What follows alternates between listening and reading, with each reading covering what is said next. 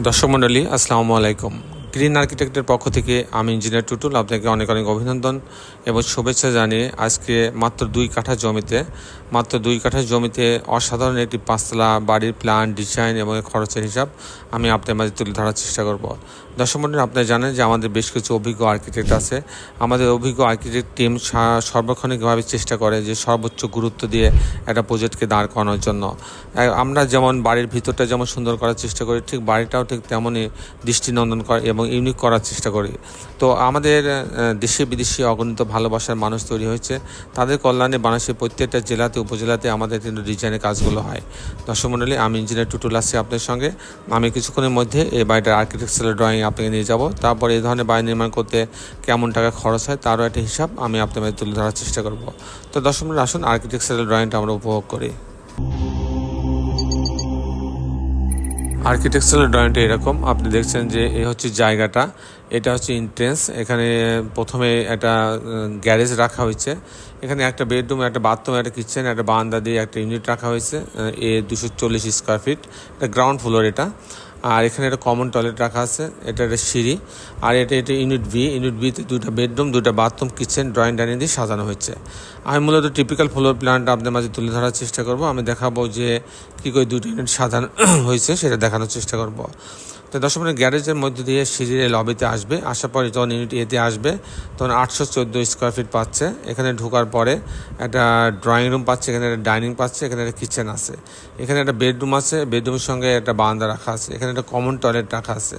এটা একটা মাস্টার বেডরুমের সঙ্গে একটা টয়লেট অ্যাটাচ করা আছে।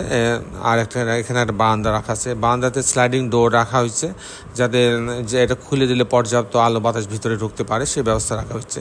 এ হচ্ছে ইউনিট এ। ইউনিট যদি বিতে আমি যাই তো 783 স্কোয়ার ফিট। এখানে ঢোকার পরে একটা ড্রয়িং রুম পাচ্ছে, এখানে একটা ডাইনিং পাচ্ছে, এখানে একটা বেডরুম পাচ্ছে, এখানে একটা কিচেন আছে, বেডরুমের সঙ্গে একটা বারান্দা রাখা আছে, এখানে একটা কমন টয়লেট রাখা আছে।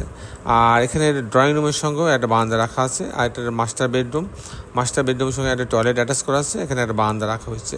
এখানেও কিন্তু 2টা বেডরুম, 2টা বাথরুম, কিচেন, ড্রয়িং ডাইনিং দিয়ে এটা সাজানো হয়েছে। তো দর্শক মণ্ডলী, আমি মোটামুটি এখন আপনাদের দেখানোর চেষ্টা করব যে এই ধরনের বাড়ি নির্মাণ করতে কেমন টাকা খরচ হয় তার একটা হিসাব আমি আপনাদের মাঝে তুলে ধরার চেষ্টা করব। দর্শক মণ্ডলী, এটা হচ্ছে 5 তলা বাড়ি, এখানে কোনো পাইলিং লাগছে না। ফাউন্ডেশন খরচ বলতে আমরা বুঝবো যে ফুটিং, গেট বিম, শর্ট কলাম, এ পর্যন্ত আমার প্রতি স্কোয়ার ফিটে 1200 টাকা খরচ হবে।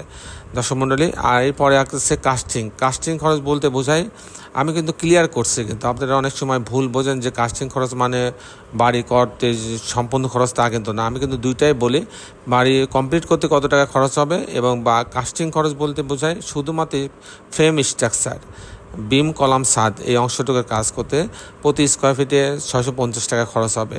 সেই হিসাবে ফাউন্ডেশন বাদে এরকম একটা স্ট্রাকচার যদি আমি দাঁড়াতে চাই, শুধু স্ট্রাকচার দাঁড়াতে চাই, তাহলে আমার 50 লক্ষ টাকা খরচ হবে। আর এই ধরনের বাড়ি যদি আমি একটা কমপ্লিট করতে চাই, ফাউন্ডেশন সহ, কাস্টিং সহ, জানলা, দরজা, রেলিং, গ্রিল, ইলেকট্রিক্যাল কাজ, প্লাম্বিং কাজ সব সহ, রং সম্পূর্ণ সহ আমি কমপ্লিট করতে চাই ছবির মতো, তাহলে আমার 1,35,00,000 টাকা খরচ হবে। 1,35,00,000 টাকা খরচ হবে, তার মানে প্রতি স্কোয়ার ফিটে 1800 টাকা খরচ হবে। তো এটা অনেক সময় খরচ বেশিও হইতে পারে এবং কমও হইতে পারে। এটা নির্ভর করবে যে আপনি কী ধরনের ম্যাটেরিয়ালস ব্যবহার করবেন, কী ধরনের ফিটিংস ব্যবহার করবেন, সেগুলোর উপরে খরচ নির্ভর করবে। তবে এটা একটা অ্যাভারেজ খরচ, যেরকম একটা কমপ্লিট বাড়ি 5 তলা করতে আপনার 1,25,00,000 টাকা খরচ হবে।